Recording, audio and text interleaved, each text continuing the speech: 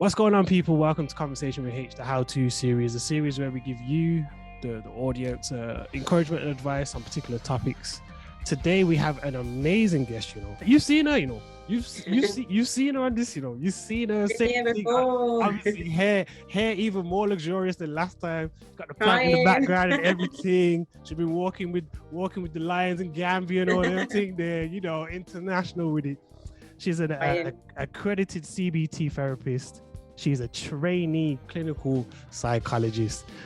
She's passionate about mental health, like seriously passionate. Amazing guest. People love their story. She's also the creator of Twin Without Twin Instagram page. So go check that out as well. The amazing, the superb Chanelle Rose. If I could blush, I'll be blushing now. I see a little blush going on still. I see a little blush going on. So for today's topic, we're talking about how to overcome anxiety and depression. I must put a disclaimer here as well. We're giving you brief tips to help you in these areas. However, we won't be able to delve into kind of every situation and scenario. So we recommend that you take these tips and also seek out more professional one-to-one advice also, if that's what you would require. But Chanelle, for those who don't know who you are, please give us a brief intro on who you are. You said it all then. Yeah. I'm a trainee clinical psychologist, so that's the kind of role that I'm mainly working in at the moment. I'm in my second year. I graduate next year. Wow. The Lord. Wow. And I am an accredited cognitive behavioral psychotherapist. I'm a trustee. I'm a low-key social media influencer. No, yeah. Come true. I'm trying my little mental health thing. And yeah, like I'm a friend, I'm a daughter, I'm a cousin, I'm a family member. Yeah, that's me, I guess. Nah, that's good. Nah, she's, guys, make sure you go follow her on the Instagram. What's the Instagram? Give them the Instagram. Chanelle _ Rose. Chanelle CHANELLE, not how you spell the designer version. I've got an extra LE on the end. You get me. So make sure you go follow that. She got some amazing tips, mental health tips on all ranges of topics. But what I want to ask you is, what are some of the key kind of signs and components of us either suffering with either anxiety or depression? Okay, so I guess with depression, if we're thinking about like the DSM-5 criteria, which is what is a diagnostic statistical manual, you're looking at like key feelings of sadness, guilty, irritability, and maybe difficulties with sleeping, either sleeping too much or not sleeping at all. You're probably going to be like having difficulty with concentrating, focusing, changes with eating, again, eating too much or eating too little, and just being unmotivated and uninterested. And sometimes that's characterized by like feelings of suicidal ideation, so not wanting to be here, and self-harm. But that's like the key DSM-5 criteria of depression, but actually depression can feel very different for different people. And I think more recently we're thinking more about high functioning depression, where people can actually be depressed, but they're still getting up out of bed every day, they're still doing their jobs, they're still going to work, they're still doing all of their jobs and responsibilities, but actually they're depressed, like behind closed doors or behind the mask. They're really struggling with feelings of mood. So I say that to say, like, depression classically, it's feelings of low mood and unmotivation and not wanting to do things, but it can look so different in reality. And then anxiety.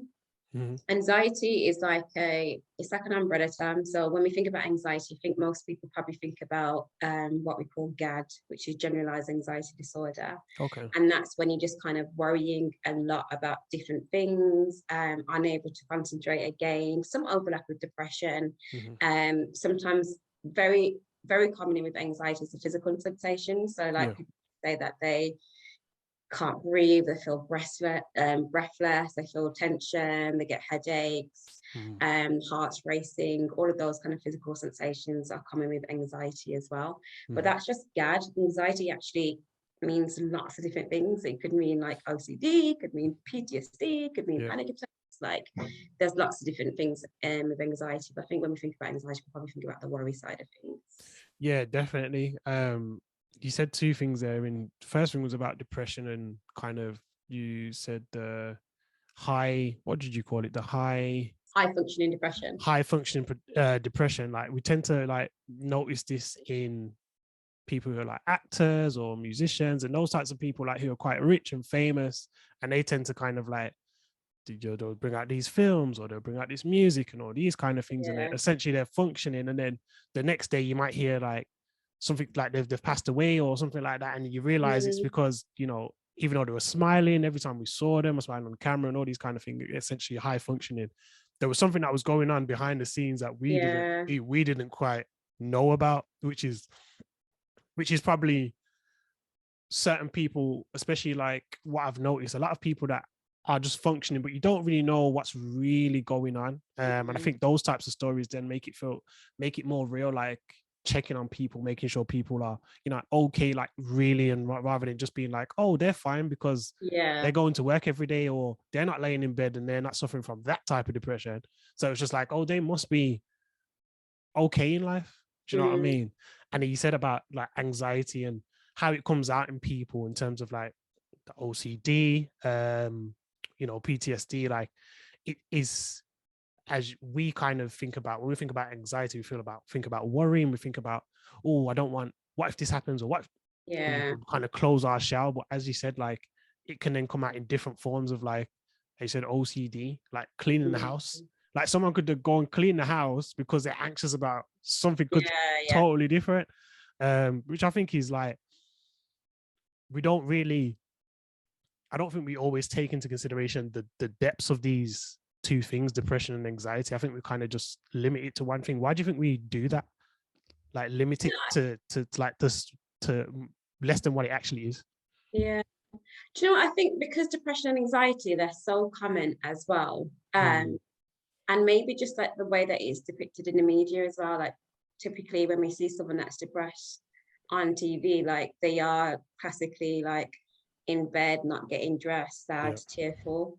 Hmm. And the same with anxiety. Like I think we see the more the worry side of things with anxiety as well. Yeah, So yeah, yeah. maybe it's like it's partly how it's depicted in the media, but also like our own sense of it. I feel like only now, which is amazing, in more recent years, are we really having more open and honest conversations about mental health. I feel like it Mm, was definitely a taboo subject for a very long time. So because of that, like people's understandings of it wasn't amazing yeah. either. And I think as we're beginning to have more mental health awareness and talk more about it, more openly and honestly about it, Mm, people are beginning to realize actually it's more than just this one thing that we may think. It could look a lot different in different people. yeah. And actually, do you know what you were saying about high functioning actors and musicians? Also with the strong black woman, typically the strong black woman is Yeah. typically, I'm not gonna say typically, but can also be a high functioning person who's depressed. Especially because they're It's hiding true. behind this title of a strong black woman. They've got to be strong, they've got to continue, they've got to hold the family together. Mm. And actually research has shown that there's a high link between them having high functioning depression as well. Really? Mm, There is, you know what? Sometimes as a black man, we don't always see the stresses or understand the stresses of a black woman. We sometimes think like, oh, like we kind of link into the stereotype that everyone else puts on black women, which is they're yeah. strong, or they're powerful, or they got this willpower which just doesn't, you know, which is more Yeah. than anyone else. Or like when we look at like when we talk about pregnancies, they can take more, like supposedly can take more pain than anyone else, Mm, and all these types of things. Like sometimes even us within our own culture, we can look at black women and think, oh, they've got it all together. You know, whether they're a single mother or whether they're working mother or whether they're just working or whether they're just, you know, just going through life or whatever's happening, we kind of look at, oh, they got it all together. And we don't really take a proper look into it because the stereotypes that have been attached to black women just in general, like from before we were mm, even born, yeah, yeah. so much so that we've just kind of sat ourselves in that same stereotype. Like that's how the expectation on the black woman should be, and it really shouldn't be. Um, Thinking about your story, as a black woman, have you ever kind of had moments in your life where you've either suffered with either anxiety or depression, and if so, what helped you, work yourself out of those Yeah, moments? 100%. I'll definitely say that from the Wow. get-go. Like, definitely. I think I might have talked a little bit about it last time. In terms of losing my sister, when losing my twin sister, that I guess that was the first point when I can say I definitely had a period of depression, Wow. which probably wasn't like, looking back now, I can say it's depression because I have the label for it. But then, like as a 9-year-old back in the 90s, late 90s, because I'm not giving away my age.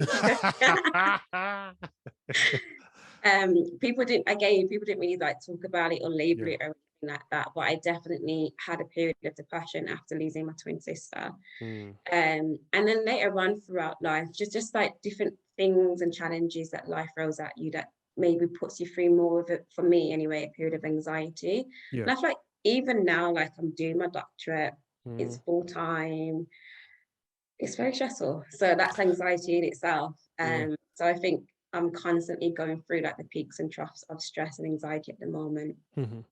Just getting this doctorate done and facing the realities of life. I guess a lot of people probably worried about this raising cost of living and the energy prices and all of that. All of those are stressors that makes me anxious. So yeah, I'm not immune to experiencing depression and anxiety. I've had my moments for sure. So how have you worked yourself out of that, or what have you noticed with yourself has helped you overcome some of those moments?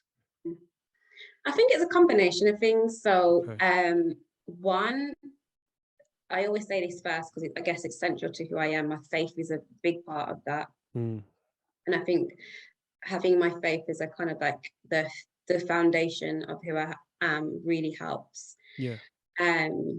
Because I pray, I talk to God, I fast, all of those things that you would think about in a Christian faith background. But I think for me as well, doing the work that I do, I also understand the importance of talking and having support, and the importance of self-care and the importance of boundaries. So I've personally done therapy twice. I've had personal therapy twice. I've had 2 different types, 2 different reasons, and found it brilliant. And I think as a therapist, I can't be a therapist and not have therapy myself. So one of the first times I went for it is because I want to know what it's like to be on the other side of that chair in that position, to go through that experience. And also just like actually practicing what I preach. So the things that I'm telling people to do and we're talking about in like my therapy sessions with people is things I actually try to put into practice for myself as well.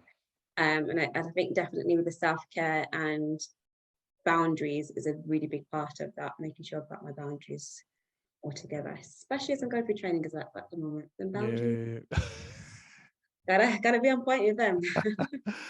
And that's interesting that you said that you wanted to be on the other side of something that you were going to, you're studying, you're trying to implement, you're actually doing, because then it's like you get that first-hand experience of how someone would feel to a degree in their position. You get that first, and then you can relate to that. And it's always, for some reason, I find it a lot of things that I've been through or had, and say for example, if someone else has been through or something's happened to someone else and they can give me advice, I find it like, okay, because you've done this, it makes it a little bit more real, or I'll probably take on what you're saying a little bit more. But when it's someone who hasn't done this or experienced this, it's kind of like, oh, okay, you're speaking quite theoretically, if that makes sense, in a lot of cases. But so I think you just saying that, it just sparks something in me. It's like, oh yeah, we do. It would then help, no, subconsciously and consciously, it will help you be better with whoever you're gonna, be talking to, who will come to your sessions and stuff like that. Definitely helped. I was gonna say the first time, like when my very, very, very first counselling session, and she was like, okay, so what kind of brings you here? What's going on? I'm like, whoa, this is very revealing. You want me to just tell you everything? And I just made me appreciate how difficult that really is, that to suddenly go to this stranger for the first time and then tell them all your secrets. Really difficult. So yeah, I think it definitely added a lot of value to the way that I practice therapy myself. One of the things you talk, including in that, what you talked about is that just talked about that professional kind of getting that professional kind of seeking for that professional help essentially. But then you also talked about the personal aspect in terms of speaking to people and making sure they know how you feel. How do people? So I'm going to look at this question is kind of two-sided essentially, and it's from two different perspectives. How do people who are kind of going through that and suffering through that, how important is it for them to speak to those people, first of all, personally around them, and then professionally? And then the second part of the question is, for those people who are seeing or maybe seeing a change in these people, or just want to check up on their friends, family, work colleagues, whoever it may be, how do they go about being there for a person without, being too intrusive in their life? So it's kind of a twofold question, essentially. I think with the first part, in terms of the person, utilizing the support around them, I think is definitely important. And if you think about when you're seeing a professional, whether it's a therapist or a psychologist, you're only seeing them usually for about an hour a week if you're doing it weekly. Sometimes, like, there's lots of people that I see fortnightly, sometimes even less frequent than that. It can be monthly. So that's 1 hour a week or every 2 weeks or a month that you're able to speak to someone about the difficulties and the things that are going on in your life. And we have 24 hours in a day, never mind how many hours in a week. So it's so important to kind of utilize the support that you have around you, whether that's in family, whether that's in friends, or whether that's actually just outside services, because I can't act like everyone has a network around them. Sometimes people are just more alone in this world. Maybe they don't have as much family, don't have as much friends, but there's still other services that you can kind of get in touch with and reach out to, like befriending services, for example. But yeah, because you only are speaking to a professional usually for about an hour a week, it's really important to be able to feel like you can share with people around you, because it's just another outlet. And trying to hold everything in for that short 1 hour session that you might have a week, sometimes it's just not enough.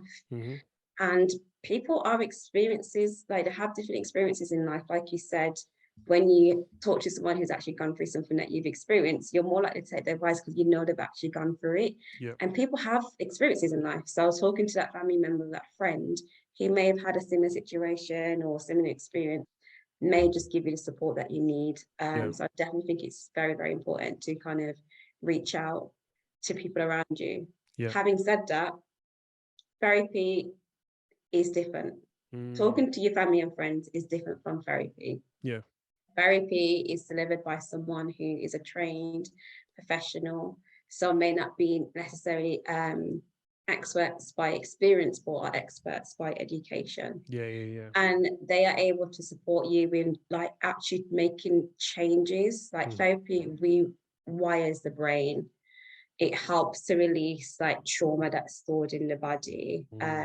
It helps you to process difficult feelings or emotions. It helps you to see different perspectives. It helps you to see what you need to do or what necessarily can't be done.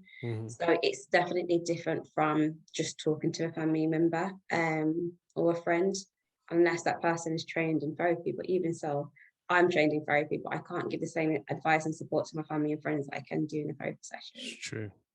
So it's different. So definitely use the support around you, but don't mistake it for therapy, because they are definitely two different things. So if someone's definitely struggling, I would definitely say seek out therapy if you can, because it's not going to be the same experience that you get talking to your family and friends.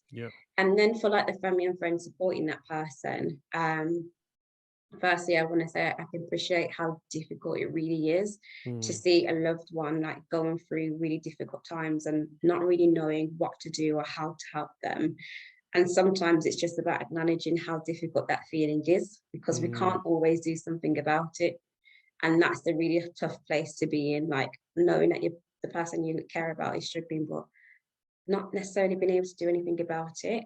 I think the practical ways that we can show up is actually letting that person that you care about know that you are there for them and that you can be an outlet for them if you can. It's all about being able to do self-care as well, so not taking that on more than you can bear, and encouraging them to seek support if they haven't sought support before, encouraging them to kind of do practical things that may help, even if that's just like, okay, get out of bed today and try and have a shower, or let's try and go for a walk today. and actually ask that person what they need and how you can show up for them. Because sometimes we can make assumptions about what they need or what may be helpful, but actually what they actually want is something completely different. Yeah, 100%. So yeah, I would say definitely just kind of make that person know that you are there for them, and you support them in any way that they want you to. But sometimes it's about just holding on to those difficult feelings and not being able to do much at all, because it's ultimately up to that person. Yeah. That is some great advice for both sides. And obviously great insight as well that you have. Which not a lot of people will, from like a personal perspective and a professional perspective. Just, that's why I got you on, because this is why you're amazing. That's why you're amazing. With all the stresses though, that we had prior to the pandemic, and now we've got all these new stresses of living this new normal life, like certain people were comfortable in their house. Now they're having to go outside and spend more money, and the cost of living is more expensive now than it was prior to the pandemic. No one wants to drive nowhere because the petrol's through the roof, diesel's through the roof, almost £2, everything and everybody and everything. So my question to you would be, what would be your best advice to give to people to not allow that stress to build up into kind of depression and anxiety, considering where we are kind of now in our society? Yeah.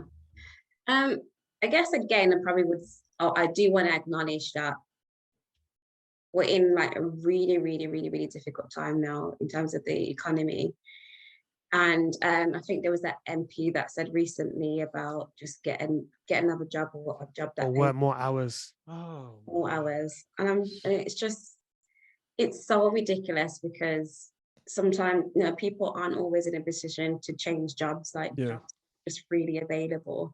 Sometimes people are working stupidly long hours a day and still don't have enough money to make ends meet. So firstly, I want to say that I appreciate that life is just really tough right now, and we can do, I am going to say some stress and depression management techniques, but sometimes life is just still going to be tough right now, and I don't want to undermine that. It's really just difficult for some people right now.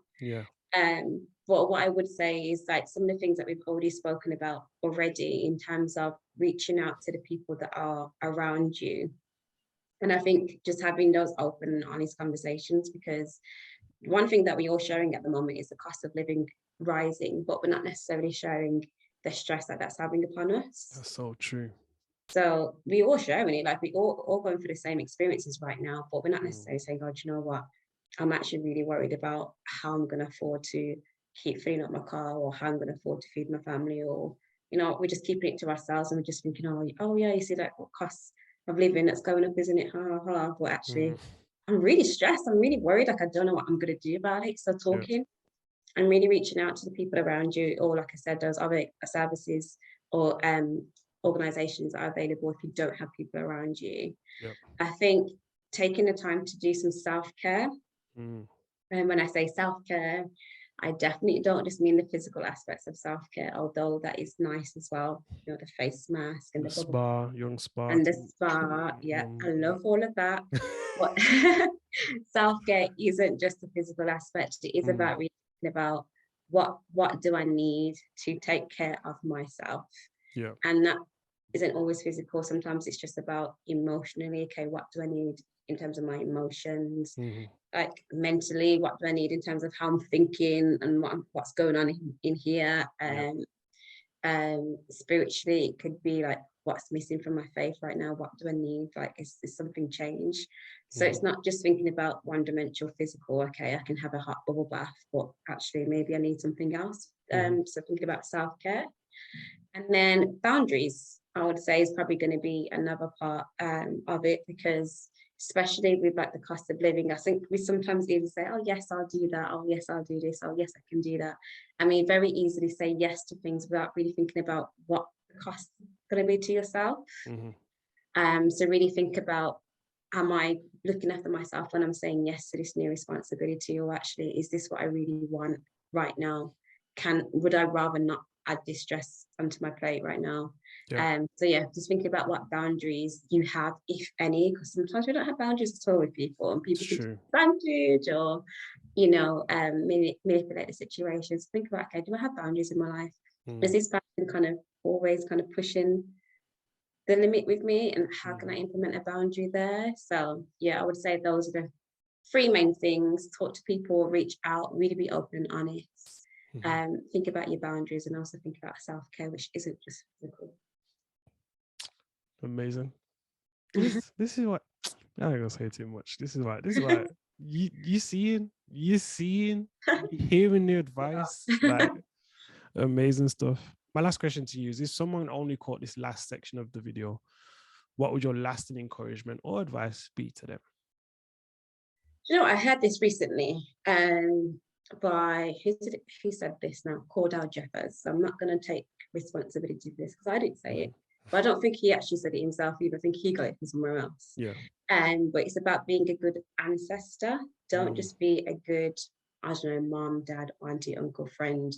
Be a good ancestor. So think about the legacy that you are leaving behind for not just the people that are coming after you, but like the generations of people that are coming after you.